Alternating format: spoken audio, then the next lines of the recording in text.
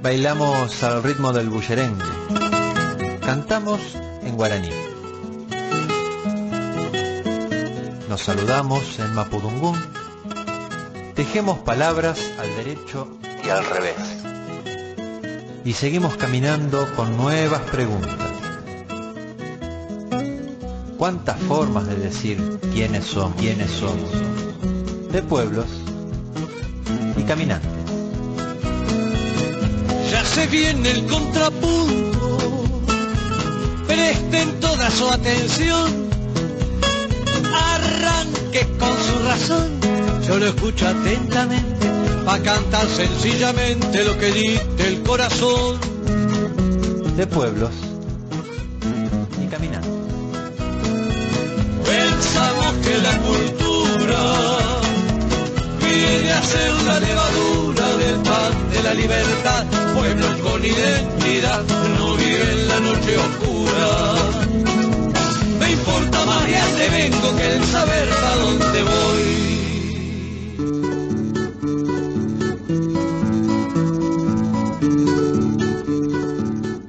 Le damos la bienvenida a Julián Carrera, profesor de historia, investigador, que ha entrado en esta perspectiva de cómo se ha mercantilizado, ¿no?, el conocimiento indígena.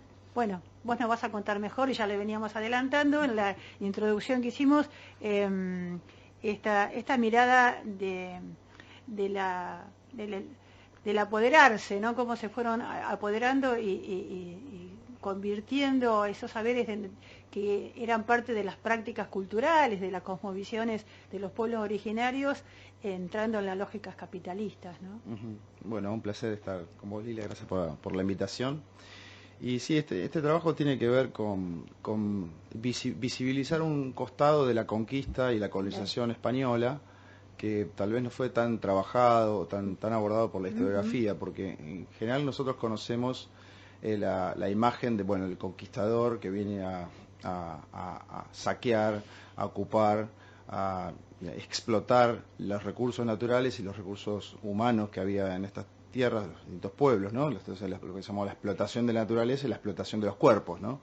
Porque sabemos que el uso de la mano de obra intensiva, de mano de obra indígena, en primer lugar, y después de la mano de obra importada, esclava, africana, fue una parte central de la conquista y la colonización americana, que generó un flujo de riquezas muy importante para Europa, y a partir de ahí Europa empieza su proceso de centralización mundial, ¿no? Todo ese proceso que llamamos moderno colonial, y este aspecto de los que nosotros llamamos un poco el gancho, el título del artículo es el otro botín, ¿no? Porque hablamos del botín más conocido. ¿Cuál es? Primero el saqueo inicial de las riquezas que tenían a la mano, que observaron y vieron en un primer momento los conquistadores de las grandes ciudades de las áreas centrales, como el imperio de la Triple Alianza, más conocido como el imperio azteca, o el imperio Tahuantinsuyo, o el imperio incaico.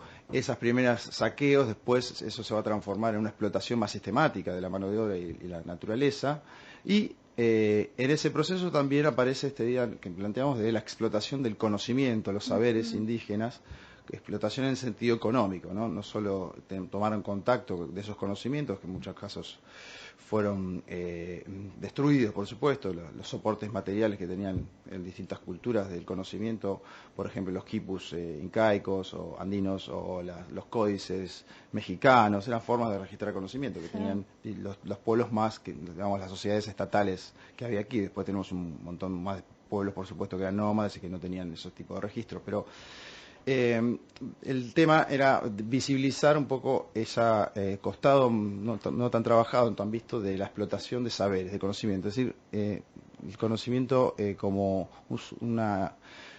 bienes inmateriales que fueron también aprovechados muy bien por la colonización, ¿no? Los españoles, lo hicieron también los portugueses, lo hicieron y desde una manipulación, se podría decir, ¿no? Bueno, hicieron idear un plan sistemático de extracción de excedente, ¿no? Con distintas herramientas, ¿no? La explotación de los cuerpos a través de mecanismos de forzados de mano de obra, como las encomiendas, la famosa mita que venía ya del Imperio Incaico, que los españoles aprovecharon muy bien para explotar las minas de plata, el Potosí como gran, digamos, paradigma de esa explotación y extracción de minerales con mano de obra indígena. Y esta parte, este estudio tiene que ver con, bueno, cómo también fueron aprovechados, usufructuados los saberes indígenas en torno a distintas cuestiones. Tal vez lo más trabajado tiene que ver con los saberes sobre las plantas medicinales, ¿sí? Que, por supuesto, los botánicos europeos ya conocían algunas plantas y de otros territorios, de Asia y África, pero América les aporta, ¿sí? Nuevos conocimientos de otras plantas que eran originarias de aquí. Y no solo el saber lo obtienen de los indígenas sobre el poder, por ejemplo, medicinal de algunas plantas, sino los saberes productivos, por ejemplo, técnicas de procesamiento de plantas, que obviamente los especialistas que viajaron porque esto es otra cuestión que destacamos, no solo viajaban de España, no solo venían conquistadores y religiosos, también venían, ¿sí? Botánicos, sí, cartógrafos, sí, sí, técnicos, que venían justamente a aportar su saber para desarrollar, diseñar la sociedad colonial, pero en ese proceso también a recolectar información, ¿sí? Ahí estamos entonces acercándonos a los que han sido fuentes consultadas por ustedes para esta investigación. Sí. Las fuentes que usamos, bueno, fueron expediciones oficiales, en algunos casos expediciones oficiales que organizó la corona española, ¿sí? Para juntar información sobre el mundo natural de las Indias occidentales, como se llamaba América, ¿no? América no era un término tan usado, se llamaban las Indias occidentales, esas expediciones generaron mucho material, mucha información. En especial, trabajamos con una muy grande que hubo en la década de 1570, organizada por el rey Felipe II, que le encomienda a San Francisco Hernández, el protagonista de esta historia, rejuntar toda la información posible del mundo natural, tanto en el Virreinato de Nueva España, México, como en el Reinato del Perú. Finalmente, no pudo realizar los dos, solo se dedicó a explorar Nueva España y generó una cantidad de volúmenes escritos por él con sus ayudantes que los trasladaba a España, y lamentablemente esos volúmenes se quemaron en el palacio, en el Escorial de Felipe II, pero afortunadamente hubo un médico italiano que pudo verlos antes que se quemaran, y de eso hizo un resumen, y eso es lo que llegó hasta nuestros días, ¿no? Tenemos que contarles que estuvimos leyendo el dossier, la publicación, o sea, esto aparte, el conocimiento nuestro de trabajo que ustedes están haciendo, parte de una nota que aparece publicada en página 12 hace 3 semanas atrás. Sí, primero nos hicieron una nota de la Universidad de La Plata, y fue colgado en el portal de la universidad. A partir de ahí, entiendo que el diario Página lo vio y decidió publicarlo. Y después fue publicado, sacaron una nota, un investigador o periodista, no sé, en un diario mexicano, hace poquito también, y hizo la difusión, un análisis muy interesante del artículo, que nos muestra el interés que genera este tema. Por eso estoy aquí también, ¿no? Para los que les interese, en la edición del suplemento económico del 23 de agosto, del 19 de agosto, aparece la nota titulada Lo que sabían los indígenas, firmada por Felipe Méndez Casariego. Muy buena nota, muy bien resumida, de lo que es la publicación o dossier, el libro. Es un artículo en una revista de brasilera. El dossier. El otro botín, la explotación moderna colonial de conocimientos indígenas. Una publicación a la que remite la nota publicada en página 12, directamente en línea y para descargar en manera gratuita. Así que el 23 de agosto de este año aparece la nota en página 12 a quien le interese leerlo con detenimiento. Sí, pueden descargar el artículo de la página misma de la revista también. Ujú. Y estamos conversando con Julián Carrera. Además, les recordamos sobre esta investigación que, bueno, si nosotros vamos a detenernos de los productos que más, digamos, vieron como codiciables, digamos, que más se avinieron a los circuitos de comercialización y a las prácticas culturales europeas, estaremos hablando de la coca, el tabaco, el cacao, el café y el cacao, ¿no? Especialmente. Pero aparte con una doble función. Sí. Sí. A ver, vamos a contextualizar un poco. Sí, el por favor. principal recurso que extraían los españoles era el mineral, la plata. Sí, sí, Fundamentalmente la plata. bastante. O sea, de toda la riqueza que extraían, la plata era fundamental. Después venían los grandes productos de exportación, sobre todo productos tropicales, ¿no? El tabaco, el cacao, el azúcar, eso como principales productos. Después está el añil, la grana, bueno. Y el caso de la coca es muy interesante porque es un producto que ya tenían, era parte de la cultura andina que consumían, sobre todo para las largas jornadas de trabajo, previo a la conquista estamos hablando. Al advertir esto, los conquistadores vieron que era muy útil para seguir usándolos para el trabajo indígena, para las jornadas agotadoras que tenían, pero además como una mercancía muy lucrativa. ¿Sí? Claro. Es decir, empezaron a producir los propios españoles aquí para comercializarla. Entonces tiene esa doble función. Por un lado es un negocio interesante venderla y por otro lado es un producto clave para la producción, ¿sí? Para que la jornada de trabajo que aumentaba la productividad. Aumente la productividad y no haya el agotamiento indígena, paliar un poco eso, ¿no? Entonces el caso del tabaco, también el tabaco que es originario de América, se convierte en un producto de alto consumo europeo con el tiempo, ¿no? Ya para el siglo XVII. Los británicos tuvieron un gran desarrollo en la colonia de Virginia con el tabaco y también hicieron en torno al tabaco se fue montando esa colonia, que fue de los primeros asentamientos británicos en Norteamérica, ¿no? Entonces tenemos una serie de productos muy importantes. Y después tenemos el caso del azúcar, que es también muy importante tanto para el Brasil portugués como el Caribe francés, el Caribe inglés y también el Caribe español, por ejemplo, Cuba, es decir, como grandes productores de azúcar. Entonces, dentro de todos esos productos que son los más conocidos, más estudiados, nosotros, bueno, hay un aspecto que es los saberes que también podían convertirse en un negocio.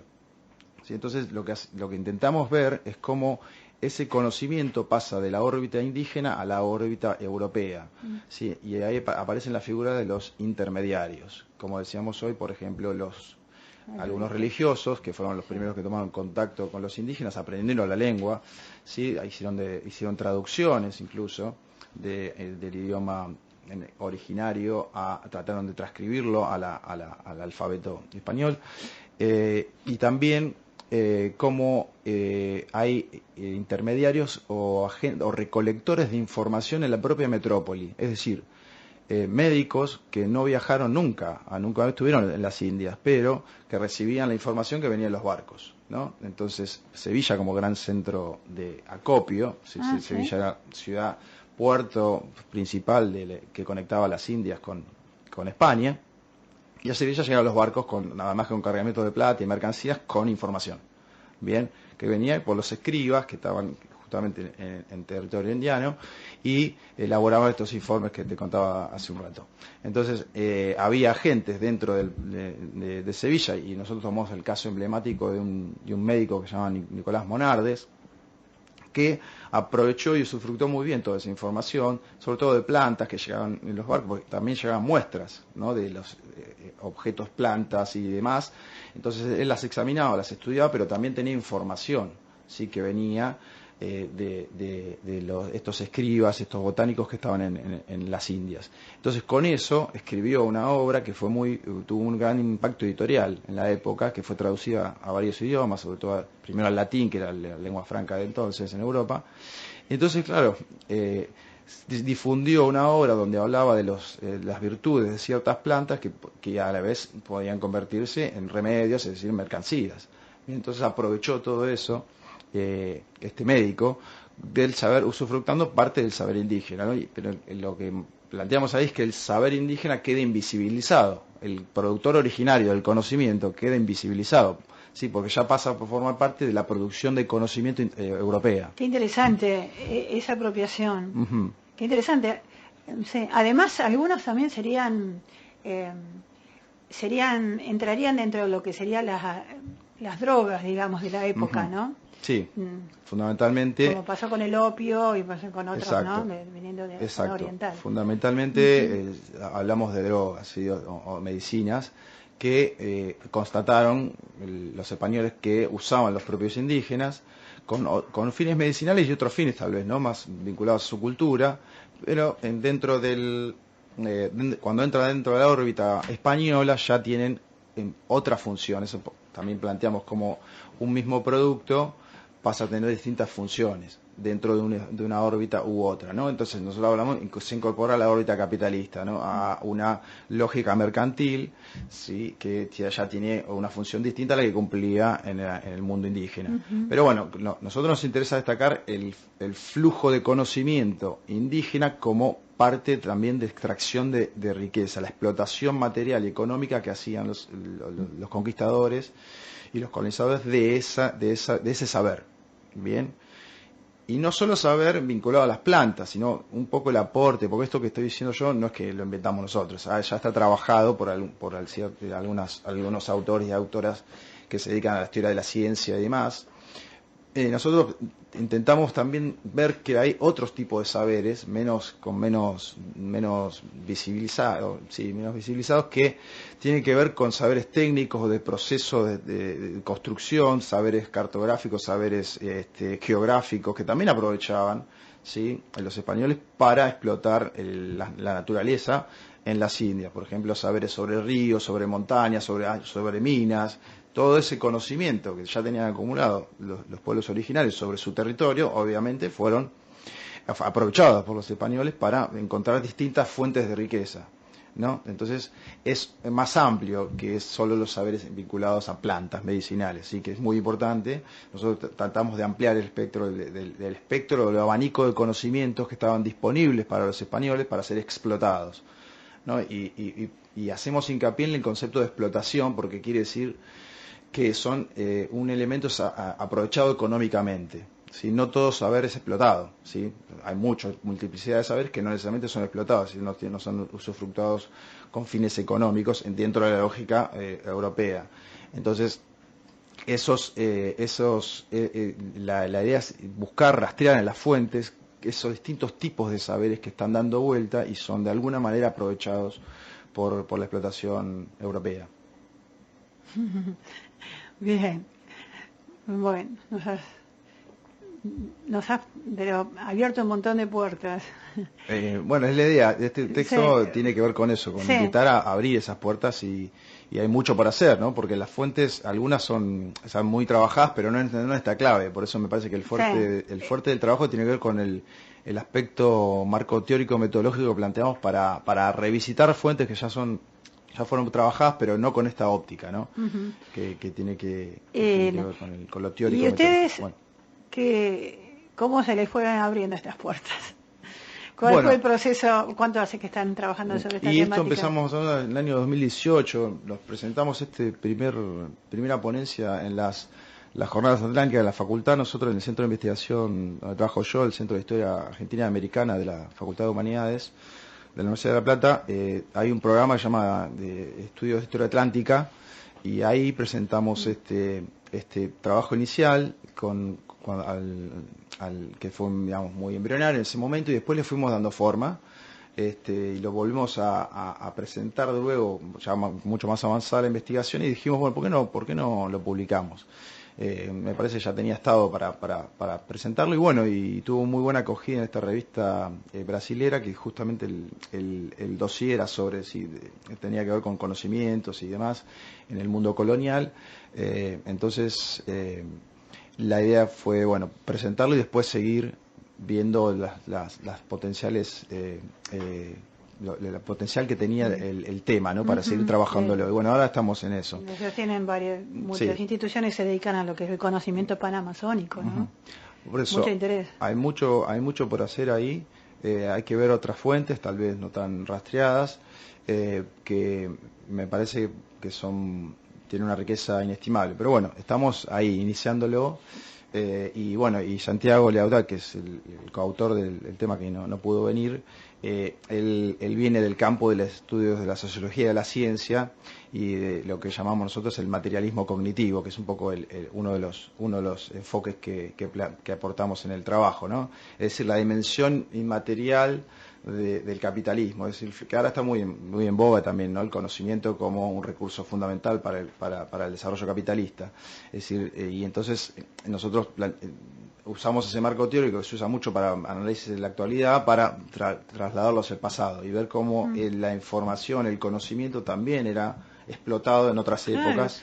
Sí, mucho antes. En los 90, aquí, en los 90 se empezó a hablar del conocimiento, la mercantilización del conocimiento, ¿no? A partir del neoliberalismo, como algo que comenzaba con esta etapa imperialista. Y lo que ustedes están planteando, que ya con el periodo de conquista europea ya empieza una mercantilización del conocimiento. Sí.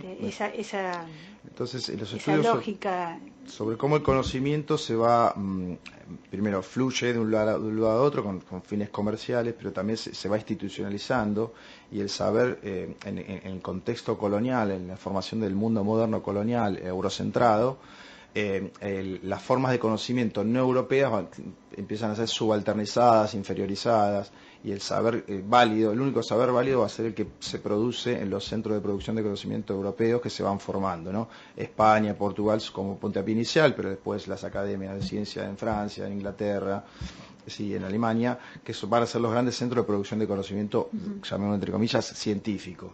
Bueno, en parte nuestro trabajo está enmarcado dentro de esos estudios que vienen a revisar esa visión eurocéntrica de que la revolución científica se dio en Europa y como que la razón solo reside en ese lugar y que después se expande al resto del mundo, ¿sí? Iluminando al resto de las culturas con su saber. Bueno, toda esa visión tradicional de la historia moderna nosotros la ponemos en cuestión, o sea, estamos enmarcados dentro de esa corriente, ¿no? Del pensamiento crítico colonial, en los estudios o las epistemologías del sur, sí, o distintas perspectivas críticas que cuestionan la visión tradicional de la historia en general y la historia de la modernidad en particular. Sí, como ese proceso que fue... De todos modos, ustedes están... esta perspectiva de investigación sigue planteando, en realidad está planteando que no es solamente eurocéntrico, sino que habría una geopolítica del conocimiento distinta, ¿no? ¿Puede ser? ¿Podrías explicarnos si estamos hablando de otra lógica, otro orden? El enfoque decolonial plantea que la modernidad no fue un fenómeno que sucedió en Europa y después se expandió al resto del mundo, sino que la modernidad empezó con el hecho violento de la colonización de América, como primer espacio colonizado por la cultura europea, después van a venir África y Asia. Ese hecho violento es lo que le da entidad a eso que los decoloniales llaman modernidad colonialidad, que tiene que ver con un proceso de negación y inferiorización de las culturas no europeas, ¿no? Entonces, Aníbal Quijano, que es el autor referente de los estudios decoloniales, plantea que América fue el primer espacio completamente occidentalizado por la cultura europea, casi silenciado y negado en sus culturas originarias, cosa que no pasó tan así en Asia, por ejemplo, que donde hubo colonización europea, pero no fueron completamente silenciados, negados, inferiorizados las culturas asiáticas. De hecho, pensemos, América es el único lugar donde todos los países están dominados por sectores de origen europeo, de lengua europea, por más que por supuesto existen sobrevivir un montón de culturas indígenas, están absolutamente subalternizadas, ¿no? Las élites que dominan todos los países son blancas, son mestizas de habla europea. Eso no sucede en Asia, ¿no? Donde todavía se conservan las culturas originarias con sus lenguajes y demás, ¿no? Entonces América fue el espacio, el continente más violentado por la cultura occidental. Bueno, ahí empezó ese proceso. En 1492, como fecha simbólica, empieza el proceso de centralización de Europa, ¿no? Europa era una periferia de Asia para ese momento. Cuando Colón cruza el Atlántico, Europa era una periferia del mundo asiático, musulmán, que tenía un desarrollo económico y refinamiento mucho más importante que Europa, ¿no? Entonces, es una falacia pensar que Europa ya era centro de la potencia cuando se expandió. Es decir, empezó ahí el asunto, justamente cuando empezó a extraer riquezas de América, empezó el proceso lento de centralización de Europa, que va a tardar bastantes siglos. No es que ya para el siglo XVII Europa es el centro del mundo, sigue siendo, ¿sí?, un espacio que se está construyendo, que está acumulando poder económico y político, pero todavía tiene enemigos muy poderosos, ¿no? Entonces, esa mirada que descentraliza la historia europea y la pone en su contexto, ¿sí? Algún autor de los estudios postcoloniales habla de provincializar Europa, ¿no? Para pensarla en la historia, hay que provincializarla como una cultura más que se impuso en determinado momento a través de un proceso violento y empezó a autoconstruirse como la cultura universal, ¿no? Entonces, ese universalismo, que es una ficción construida por los centros de poder europeo, que vía violenta se impuso en el resto del mundo, o buena parte del mundo, es lo que empezamos a desinstalar. Estas perspectivas críticas empezaron, no ahora, ¿no? Podemos hacer una genealogía del pensamiento crítico que empieza a desmontar esta idea universalista europea en distintos autores como Franz Fanon, por ejemplo. El propio Mariátegui hablaba ya, cuestionaba un poco el eurocentrismo del marxismo, si bien él abrazaba esa perspectiva, planteaba, bueno, el marxismo acá no funciona con los indígenas, el sujeto revolucionario acá no puede ser un proletario industrial, tiene que ser el indoamericano, decía. Bueno, entonces esos distintos autores que son como referentes de estos estudios críticos que nosotros seguimos, que dejaron una huella importante, ¿no? Bueno, Martí, vamos más atrás, Martí cuando hablaba de nuestra América, bueno, todo ese recorrido que yo entiendo, estos estudios, estas perspectivas críticas actuales abrevan de esos autores que son olvidados, no son estudiados casi en la academia. Entonces, este trabajo, las perspectivas que seguimos nosotros y lo que hacemos en la facultad es justamente tratar de no caer en las redes del discurso eurocéntrico, que todavía impregna mucho el sentido común y también los planes de estudio, ¿no?, en la academia. Y nosotros ahí estamos trabajando también con distintos grupos para ver cómo, incluso en el secundario, yo trabajo en el liceo, y en el liceo también nos planteamos, tenemos que cambiar los planes de estudio, porque esto es muy eurocéntrico.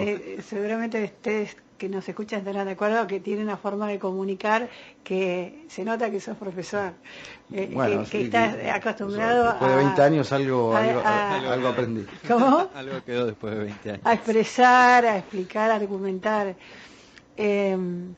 Bueno, nos ayudás a repensar, y bueno, no me acuerdo qué te iba a decir con todo esto que estabas diciendo respecto a desmistificar, ¿no? Nos estás planteando salir de los discursos repetitivos, no reproductivos, a poner en cuestión, eso en definitiva sería un pensamiento crítico, ¿no? Por lo menos de ponerlo en cuestión. Pensamiento crítico es todo lo que trate de desenmascarar el discurso eurocéntrico que tenemos incorporado desde nuestra temprana infancia, desde que entramos al jardín, de todo lo que consumimos, toda la producción de sentido que nos rodea. Nosotros vamos internalizando una forma de ver el mundo que es profundamente eurocéntrica, ¿no?, occidental. Sí. Y bueno, visibilizar eso, desenmascarar ese discurso que es una falacia universalista, es una de las tareas que yo entiendo que tiene que plantearse la educación o el sistema educativo en cualquier país periférico y como el nuestro, ¿no?, que fue completamente occidentalizado. Pero qué difícil que resulta romper las estructuras formales, por ejemplo las curriculares, las de los programas, como decías vos. si en la Facultad de Humanidades todas las problemáticas, o por lo menos las temáticas indígenas, están dentro de una materia que se llama prehistoria, y no puede salir de allí, no se puede abrir otra cátedra, otro espacio curricular. Es una batalla, es una batalla. Porque nos hace preguntar la América indígena que es que los profesores puedan llegar a esos ámbitos de decisión, ¿no?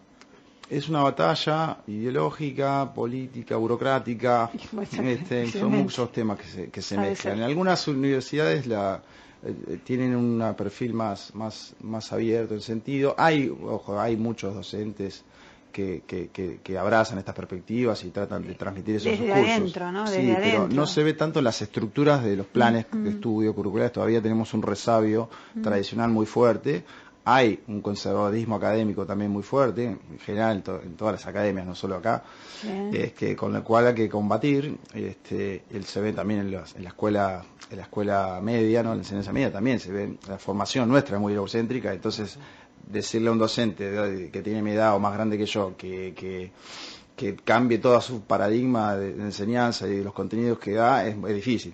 Pero se puede. Quedarse en una... Se puede. La batalla la estamos dando, ya te digo, en el liceo, por ejemplo, hay un grupo de docentes que con abierto al cambio y a escuchar que ya viene, sobre todo los docentes más jóvenes que ya vienen con otra cabeza, es más fácil trabajar con esa gente porque ya viene abierto y ya viene formado con otra lógica. Es conocido ya en el medio la apertura, la formación, la calidad en ese sentido, ¿no? De la formación del liceo como del nacional.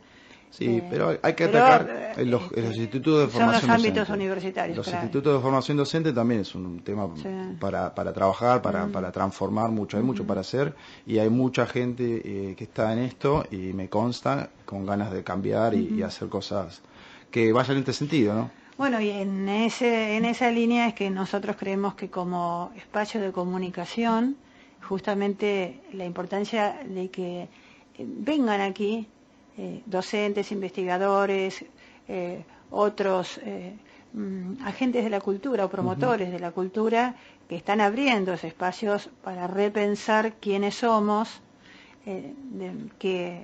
cuáles son las identidades que estamos construyendo, ¿no?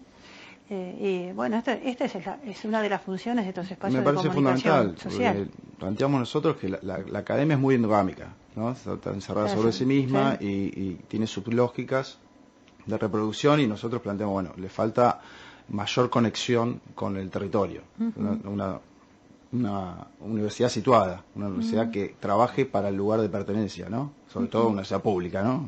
Que está sostenida por el esfuerzo de sus ciudadanos. Entonces, hay buenas intenciones, hay trabajos de vinculación entre la universidad y el territorio, pero me parece que nos falta mucho en ese terreno y bueno, el contacto con los medios de comunicación como esto me parece también fundamental. Bueno, nos has abierto mucho, una mirada que no la habíamos, por supuesto que no la teníamos, que necesitábamos leer esta nota, saber de la línea de trabajo de ustedes, de las preguntas que se están formulando y que como un interesante propuesta de investigación tiene preguntas que las encontramos en esas publicaciones y nos dice que ustedes siguen abiertos a seguir encontrando, como decías vos, otras formas de conocimiento que fueron, digamos, capturadas, manipuladas por los europeos en sus diferentes roles, ¿no? El proceso que sigue existiendo, esto no es parte del pasado remoto, sino que el aprovechamiento de conocimiento y explotación de conocimiento, así como de la naturaleza, así los recursos naturales, sigue por las grandes corporaciones, el proceso continúa. Tiene otras formas, pero fuertemente. El uso que se hace en la medicina, en la cosmética, el uso, del pensamiento, de la palabra, de la espiritualidad, de los pueblos originarios, y también el lugar de los fundamentalismos también es una forma de manipulación, ¿no? En la cual no nos encontramos. Yo creo que hay que volver a muchas de las fuentes que vos nombraste y para poder pensarnos, ¿no? Y sí, y resistir. Y pero... articularse en la lucha también. Sí, sí. Esto que decías recién, tenemos que seguir buscando, dejar de tener un pensamiento ingenuo para saber y escuchar a estas distintas comunidades que dicen justamente que se están protegiendo, ¿no? Que se están protegiendo del saqueo de sus saberes y lo saben, ¿no?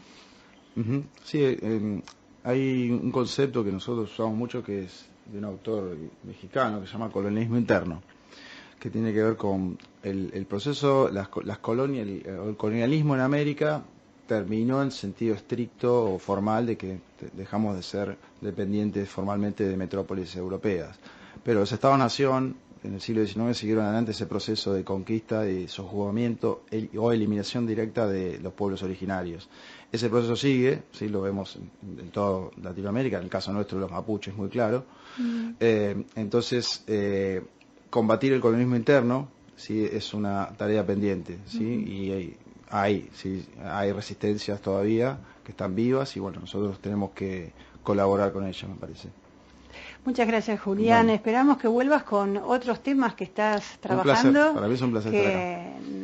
Queremos que nos compartes, porque sabiendo además que tenés tantas ganas de compartirlo, vos, Santiago, los compañeros y compañeras que quieran venir aquí, que es un espacio abierto para la difusión justamente de lo que estábamos hablando, para que todos sepamos. Bueno, muchísimas gracias y cuando quieran estoy a disposición, o colegas, si hace falta hacer el enlace, lo hacemos. Muchas gracias. Tenemos los puentes. De pueblos y caminantes. Caminando por el mundo se ven ríos y montañas, se ven selvas y desiertos, pero ni puntos ni rayas. Nos volveremos a encontrar la próxima semana en esto que es De pueblos y caminantes. El próximo miércoles a partir de las 16. Y así entre todos los pueblos, raya y punto, punto y raya. Con tantas rayas y puntos, el mapa es un telegrama.